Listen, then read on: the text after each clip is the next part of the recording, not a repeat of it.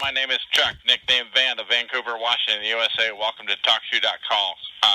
TalkShoe.com. Call number 120-297. This call is being recorded, and anything said will go into the public domain. Thus, everyone is entitled and encouraged to copy and republish any or all of this MP3 recording for the eternity of mankind.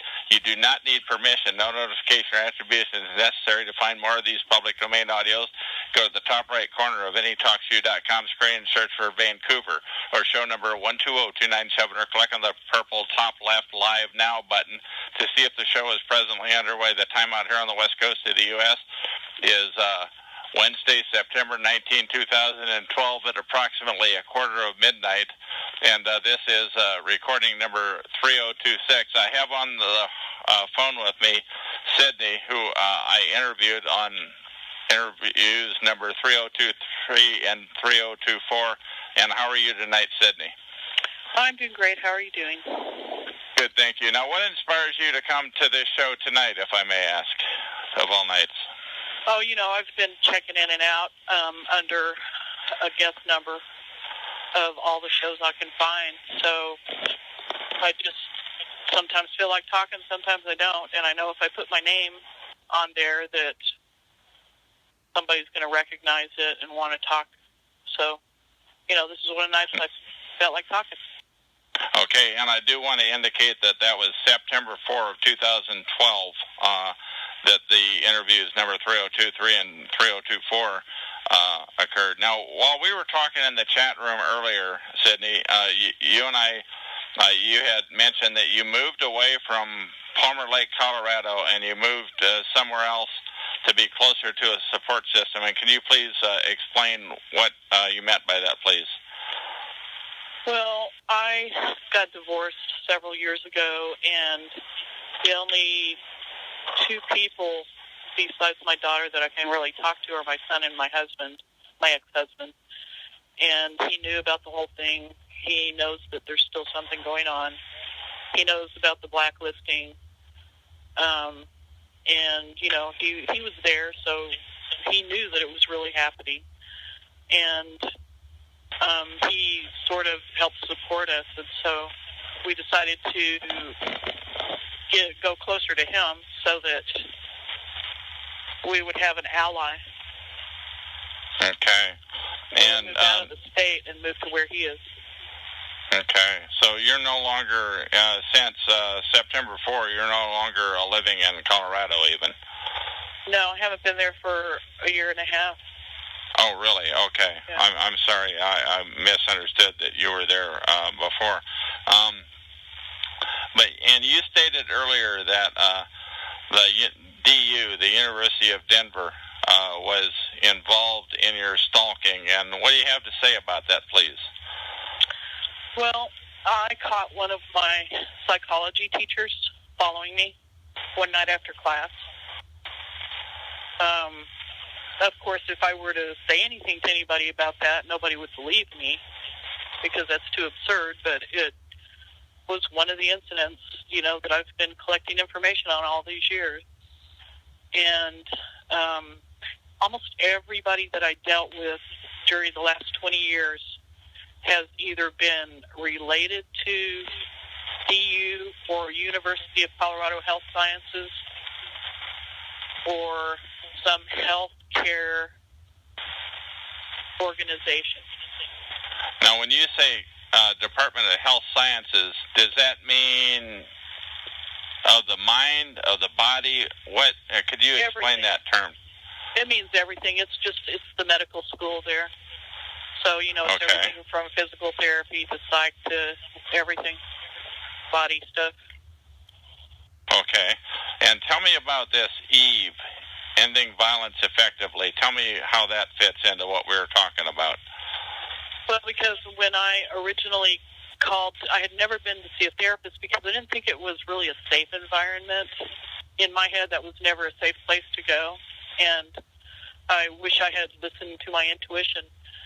But I was a little depressed, and I was kind of snapping at my kids, and, I was happy about that. I needed somebody to talk to, so I called a hotline. I had a crappy marriage. I called a hotline this lady said to me, "Have you ever heard of this organization, Eve?" And I said, "No." And she said, "Well, I can help you with this." And she set me up with this therapist, and I went to see a therapist for, a couple of years, and she was part of that organization. And now we actually, I think we talked about this on one of the earlier interviews, where your phone minutes or something ran out, and that's why we did the second interview. But we talked about this, but I don't think we mentioned the name of the organization, and now we're getting a little bit closer to the brass tacks of it. What else do you have to say? Well, she started stalking me, this therapist did, and I would see her at my work, actually in a wig one time. And I saw her out by my house, which was way out in the sticks, on a day when I had canceled an appointment with her, and I hadn't gone into town or anything, and I wasn't even going to go to work, but I decided to go, and there she was, and she hid her face from me as I drove by. I got the license plate of the car that she was in, because it wasn't her car. The next time I went to my therapy appointment, that car was there, and it matched to the license plate number that I had, and I hung around and found out who was driving it, and it was another therapist in her office. So the therapist, this Eve organization that you were referred to by the hotline, a couple of the therapists there were actually stalking you. Is that what you're saying? That's exactly what I'm saying, and there's no question about it. Okay, now and also you had indicated on the earlier discussion that we had that those numbers of that organization disappeared from. Can you elaborate on that, please? Yeah, it was in the phone book. I kept looking up Eve because, when I realized somebody was following me, I was going, "What the hell is this?" And I tried to look up Eve because I thought that it was definitely connected to that, or might be, and I looked it up in the phone book, and I didn't find Eve. What I found was ending violence effectively, and at some point there was some connection to it online, and it's been so long I don't really remember what it was, but when I started complaining to that therapist about it, she tried to talk me out of believing it, but she didn't really go after me. Like normally somebody would try to get you committed or, something weird like that if you said something like that, but she didn't even try to do that. She just denied it, and she she was one of the two who were stalking you. Am I getting this right? She definitely stalked me, yeah, more than once. And okay. It was the craziest thing. At first I really thought I was nuts, but then I wasn't about to tell anybody because I didn't want to be accused of being nuts, so I only told her, and I just sat and watched. I just sat back and watched the different connections, watched which people said things to me that they couldn't possibly have known. And, you gather a lot of evidence over 20 years. Now, I quit seeing her at some point. Something really tragic happened in our family, and I quit seeing her because I didn't want to play the game anymore. I was tired of it, and I had to concentrate on a trauma thing. And so I tried to stay away from them and just forget about it. But I couldn't forget about it because they were still stalking me. Okay. Now, and I'm just curious, where do you think the harassment started? What do you think? What do you think started it in the first place? I think that I made noises about reporting it to the whatever the governing psychology body is, for Denver or the state or whoever, and that would have destroyed their careers. Had I been able to prove anything, it would have been big trouble for them. But what I didn't really understand at the time was that they're all friends and that there's no way anybody was going to let that happen. And in fact, the therapist that I went to after that, I told about this, and she said, I have a feeling if you do that, it's going to turn out badly for you. So what you're saying is it wouldn't be a good idea for a psych patient, if can I call you that, I hope, to turn in their psych. Right. That's what she was saying. I think she was warning me. That's what it sounded like to me, and that's how I took it, that she was warning me that I wouldn't be able to get anywhere if I tried that. And then she quit me, that she had to quit me. She didn't tell me why. She just said she had to. Okay. Now, can I ask, we talked earlier about the woman with the wig at the Walmart.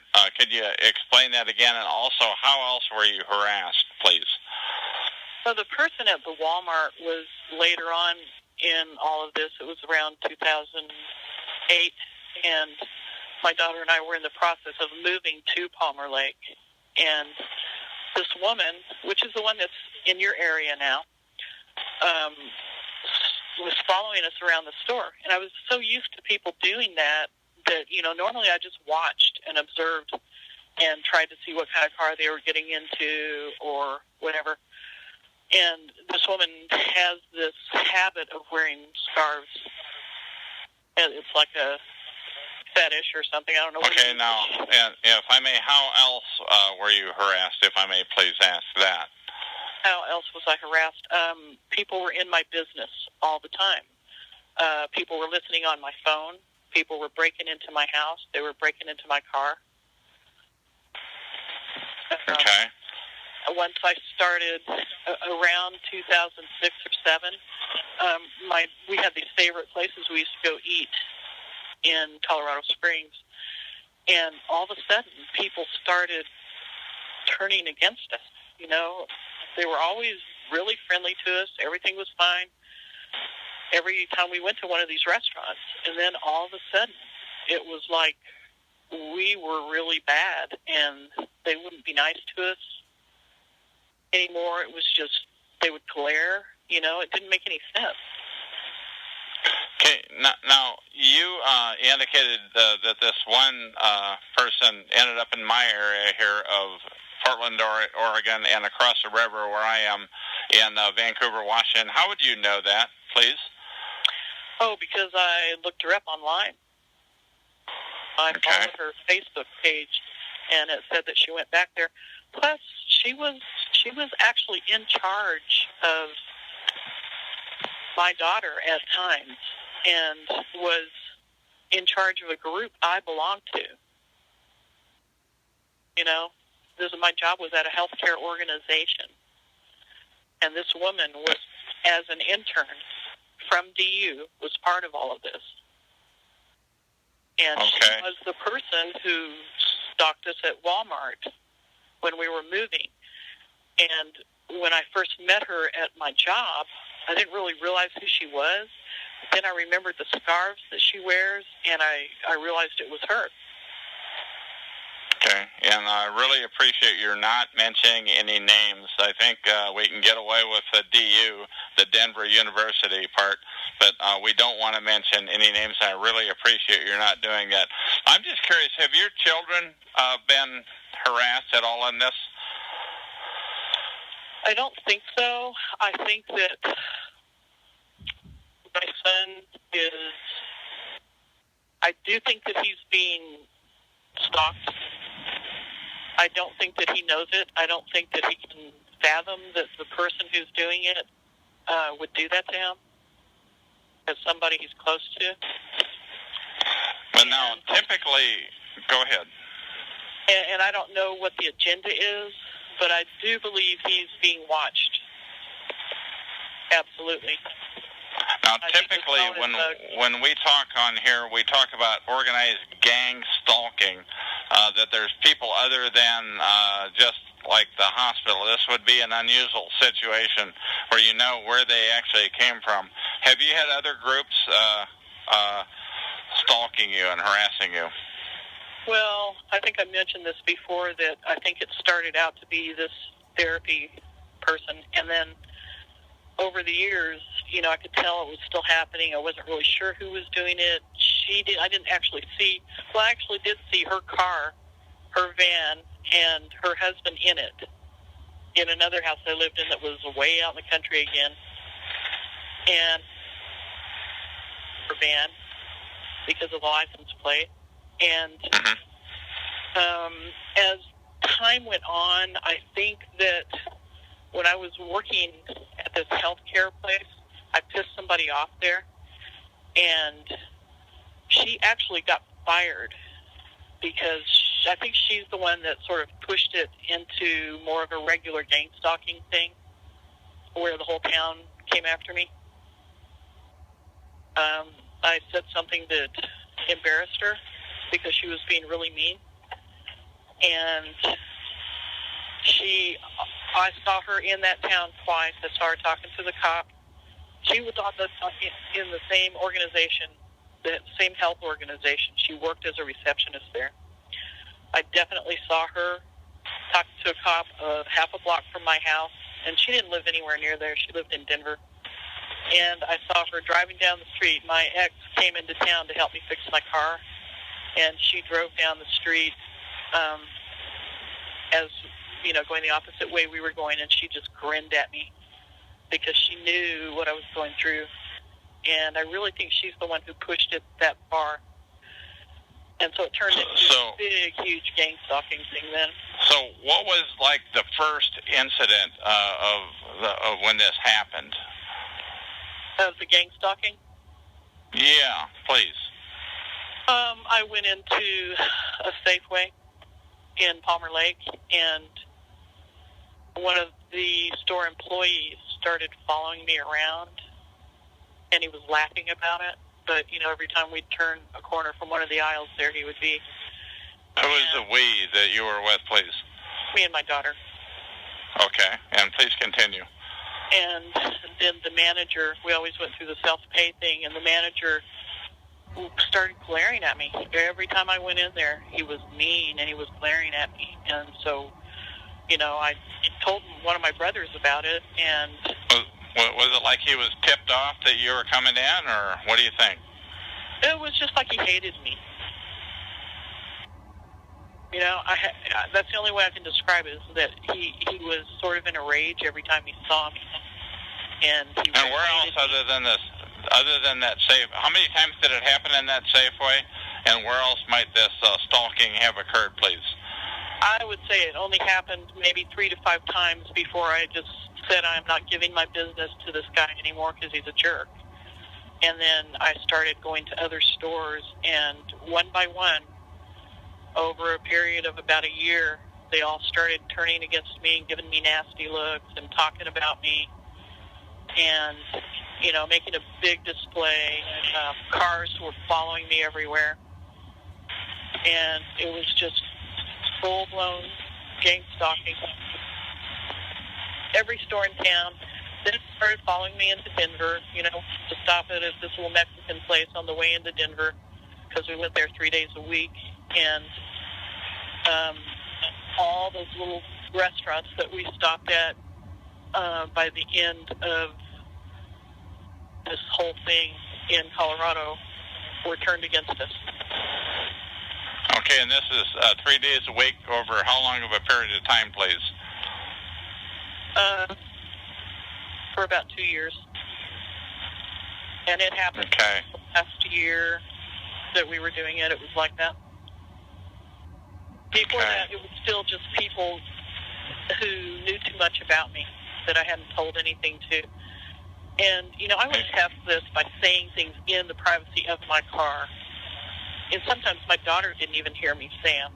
And then these things would be repeated to me. So they definitely wanted you to know. Now, how many times did that happen? And can you give me an example, something that you might have said to yourself? You mumbled it to yourself, is that the deal? Yeah, well, yeah, I made sure I said it loud enough so that it could be understood, because I was doing it on purpose. But, I said something sort of violent. I said I was going to do something, and that brought him down on me completely. I mean, that was when it came down on me the worst. It was right after I said that. So you knew that they were listening in, that they were eavesdropping, surveilling. And I had been doing stuff like that for 20 years because I knew that was going on. That's how I found out, is by saying things that I knew people would react to. So tell me more about when this started, please. Like you mentioned 20 years ago, but I don't think we got into that, the things that far back on the last interview, and I'm just trying to get that out here. Well, I said I called that hotline, and there was... And what year, approximate, 10 years, 5 years? How long ago was that? That was in 1990, was when it started like that. And I saw that therapist... 20 years ago, 20-some. I saw that therapist for about 3 years, but the only reason I stayed there that long is because I was trying to figure out what was going on. I actually didn't need to be in there. I was in there. I had to make up stuff that I was unhappy about in order to be able to stay in therapy so that I could keep collecting evidence. And, and I guess it serves me right for, playing the game for so long. But it was the only way I was ever going to be able to stay connected to it and find out what was going on. If I had just walked away, I was intrigued too, because I didn't know if it was evil or if it was good, or, because there were times when it seemed like they were trying to help me in the beginning. And the beginning was how long ago, please? 20 years, over 20 years. Over 20 years. Yeah. Okay. And how long have you lived in Palmer Lake, south of Denver? I only lived there for about 3 years, but I lived in other areas around there. Two other rural towns that were within 15 to 30 minutes from there. And the same things happened. Things would start out okay, and then eventually things would go sour. And it's not like there was ever a really apparent reason for it. It just would happen. And I didn't socialize that much, so, I mostly just stayed with my family and my ex-husband. And so it was pretty obvious when things would happen that there was something wrong, because I just didn't hang out with that many people. And I still can't say for sure that it's the group that ended up doing the most damage in the end. Might have come from the person at work, but I know that therapist was there in the end. I saw her, and I saw another person that had been connected to it early on at the end. Now, you said you moved out of state now, and has it followed you to your new state, your new location? Definitely some things have happened that I believe are related. Right now, I've been blacklisted, and that's been going on for years and years, maybe the whole 20 years. Blacklisted in what way, please? And how would you know that, please? Because you know how people treat you when you go into a doctor's office, and I've had to have my daughter in and out of the doctor's office her whole life, well, since she was 7, and so I know that, just the way they treat you. Okay. And other than the doctor's office, how else might you ascertain that you've been blacklisted, please? Well, I think I mentioned this last time going to SSI. They've been given, of course, they give everybody problems, but when I first went in there, the guy said to me, when I was trying to get money from my daughter, he said, "This isn't yours, And he was glaring at me, and he said it in a real snotty way. And he had no reason to say anything like that to me. The only time we were ever on any kind of help like that before, I refused it as soon as I could, I didn't cash the checks because I didn't want to get in trouble, and we were making too much money to really need the help. And there was no basis for him to act like that. Right. That just came out of the blue. Has it helped you to move closer to your husband, or has it gone the other way? Oh, it's helped me because when there's two people watching out for it, you have to be more careful. So you don't ever see anything happen when he's visiting. When he's at our house or when we're out with him, you never see anything happen. And really? And it hasn't been, because they already know he knows. They've heard me tell him. They were on my phone. They heard me telling him all the time about it, and they knew he believed me. So, that's... And was he in on it, do you think, perhaps? Tough question, but I'm asking it. Well, it's something I've always wondered about, and I go back and forth between thinking he is and he isn't. I do think that he knows something that he's not telling me, because he came the Christmas before we came here. He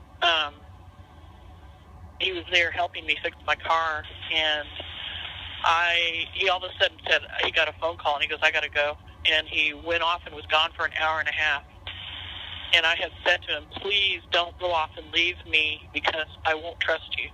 If you leave me for any length of time, I'm going to believe that they got to you and they've turned you, and I won't trust you." But he did it anyway. And I don't know. There's just little things that make me think that he knows more than he's saying, but he still seems to be trying to help us. But, I'm never going to trust him. These repairs on the car, do you think they were inflicted by perhaps perps, or do you think they were regular repairs? Some of them by normal wear and tear. They did some destruction to the car. On the inside, where my console is, they ripped the top off of it. I guess they couldn't open it, and they ripped that off.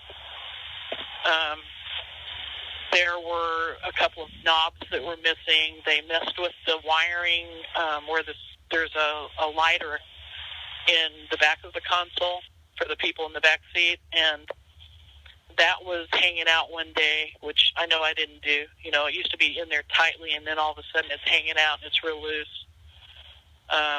So there were little things like that happened. But the other stuff was mainly... it's an old car, and so I would take it into the shop and they wouldn't fix it. They'd charge me for it and not fix it. And that just kept happening over and over and over. And they started treating me with that same rage in a couple of the shops where I was... Yeah, we talked about that on the previous interviews, so I would encourage people to listen to those interviews, number 3023 and 3024. Are you, during this time, have you been able to work during this 20-year period? And if so, for how long extents of times and what have you, please? I have, but it's because I was going to school during part of that time. From 90 to 94, I was going to school and getting a degree. And so I had work-study jobs. I worked in restaurants.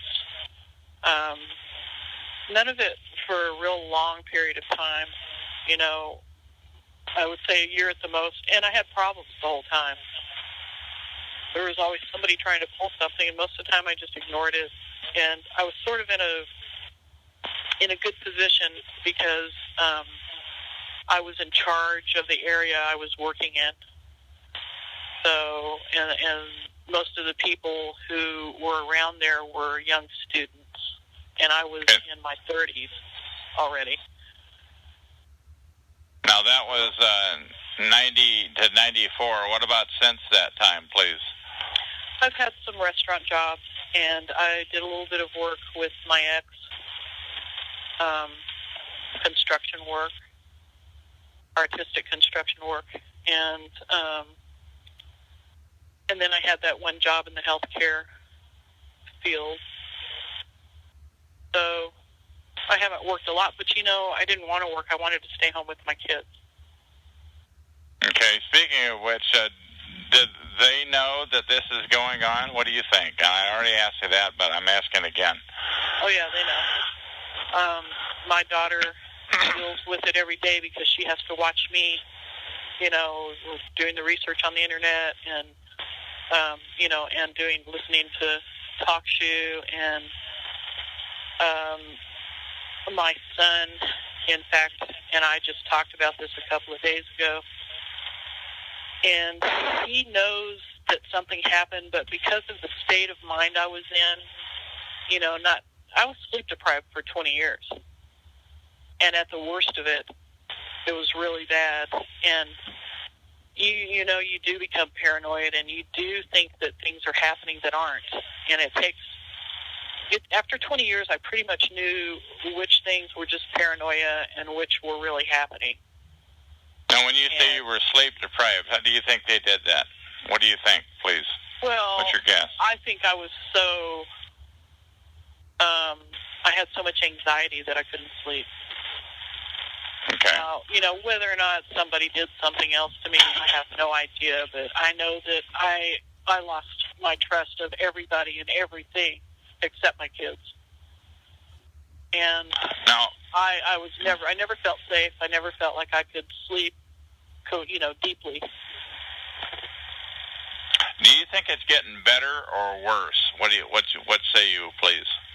Well, for me, it's a little bit better right now. I don't expect it to stay that way necessarily. I would be surprised if it stayed that way, because every time I thought it was getting better over the years, something else would happen that would show me that it was still going on. And, I made a lot of moves, moved out into the middle of nowhere just to get away from it all, and they came out there, broke into my house, and, so it is better right now. And I have been sleeping, which is a big difference, because I'm not really afraid anymore. I was terrified when it got really heavy, and, the cops were shining a laser at me and, all that stuff. I was really freaked out then, but when I get sleep, I'm just cautious, but I'm not afraid. So it's definitely better right now. Tell me, what do you think, if you had to put your finger on it, would be the worst thing of the whole experience that you've been through? So far? Yeah. It's the knowledge that somebody has watched you walk around your house naked, that they've taken my privacy from me.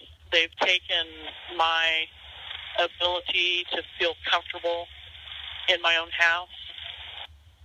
They have been voyeurs with my daughter, which is kind of like being raped.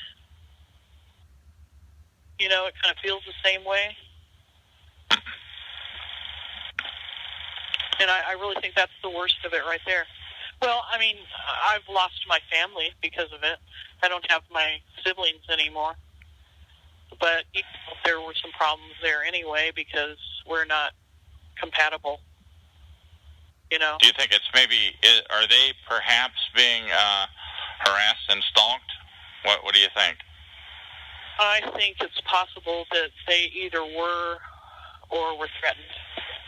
And I know that at least one of my brothers participated and tried to get me to say things over the phone that would incriminate me. And I didn't do it. In fact, I brought up things that would incriminate him instead, because I realized what he was doing. And he made me stop talking. Now, other than these 3 interviews, this being the third, and I think probably last interview of the 3, what have you done to publicize this? This is it. I haven't had the guts to do it. until now. I mean, I told my brother. I tried to tell another brother. He wouldn't listen to me. I didn't try to tell the other one. And that's it. Because, if I had started talking about it too much during the time I was trying to watch what was going on, I think they would have been a lot more careful, and I wouldn't have seen as much. And I was really trying to keep it quiet so I could try to figure out what was going on. And then there were times when we had some traumatic things happening in the family, and it was too hard to deal with, so I just blew it all off. But I would still see that things were happening every now and then. So other than the family, who else have you gotten support from? Or who have you tried to nobody. get support from? Nobody. You're pretty much on your own. Pretty much, yeah. I mean, it's my ex-husband and my son and my daughter, and that's it. Nobody else is going to help. Nobody else cares. And they make sure of that. Now we're getting to the point where about 35 minutes, and I'm going to ask you: is there anything else that you want to say? This will probably be our third and last interview. I really appreciate that you showed up here today, unannounced, which is really important. Never make plans. But anything else that you want to say, which you will think may help round out this whole excursion that you've been through? Well, for people who are still doubting whether or not there is any kind of program, I absolutely believe there is some kind of program. I think that there aren't as many people stalking you as you think, but they make it look like there are that many people.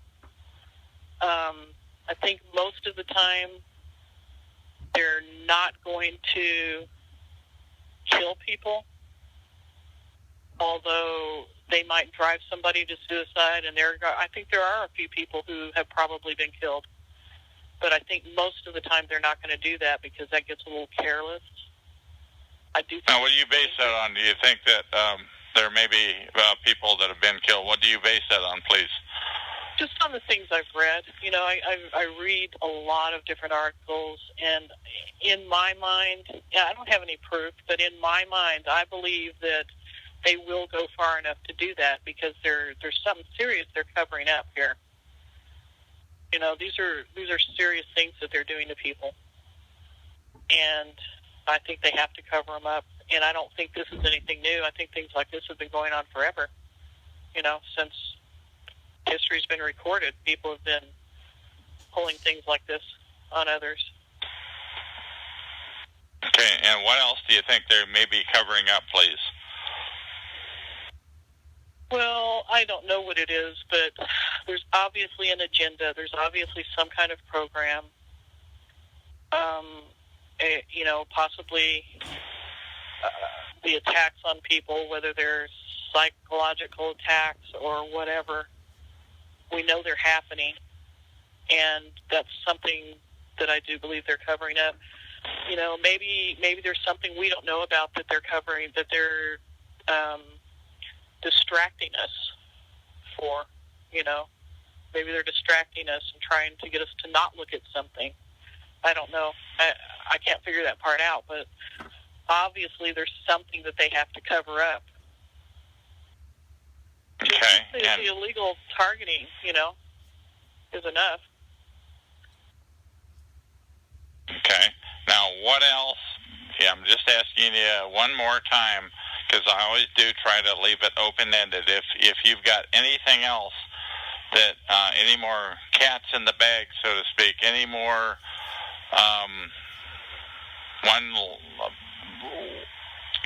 what else do you have to say? Well, I think people should try to stay as calm as they can. I don't think talking about things that people don't believe out in public are most likely going to get you in trouble. I think there's a time and a place for that, but I think that people need to be really careful about where they say those things, and I think they have to have a good support system if they're going to talk about those things. And, it's not that those things don't need to be talked about, because they really do. But it's where the power is right now. It may not be safe for a lot of things to be said. So I think people need to stay as calm as possible. They need to sound as sane as possible. And they need to take care of themselves as much as possible so that they can do those other things. And just try to tough it out for now. Fight it. I mean, you need to fight it in whatever way you can. But don't let them get...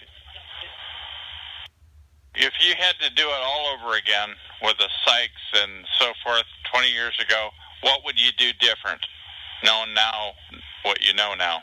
I would have set them up over and over and over and gotten documentation. I would have made sure I got documentation. I was a timid person back then. I'm not timid anymore. And I guarantee if this continues to happen to me, somebody's going down, and it isn't going to be me. How do you mean that, please? Somebody's going down. I'm going to expose it however I have to. I'm going to have the documentation. I'm going to expose it. Okay. But and what is it that you're going to expose? I'm going to expose organized stalking and everything that goes along with it. Okay. One more chance. I'm asking you to dig one more time. What else would you do different? What if you had to do it over again?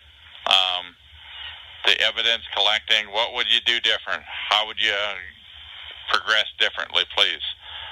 Well, I wouldn't let them intimidate me. The biggest thing that stopped me from getting the information I needed to get so that it was believable to other people was being intimidated. Letting them scare me. And I don't feel that way now at all. Because you pretty much know they're not. You pretty much know they're not going to kill you now. No, I don't know that. But if there's nothing I can do about that. If they want me that badly, they will do it, and I can't stop them.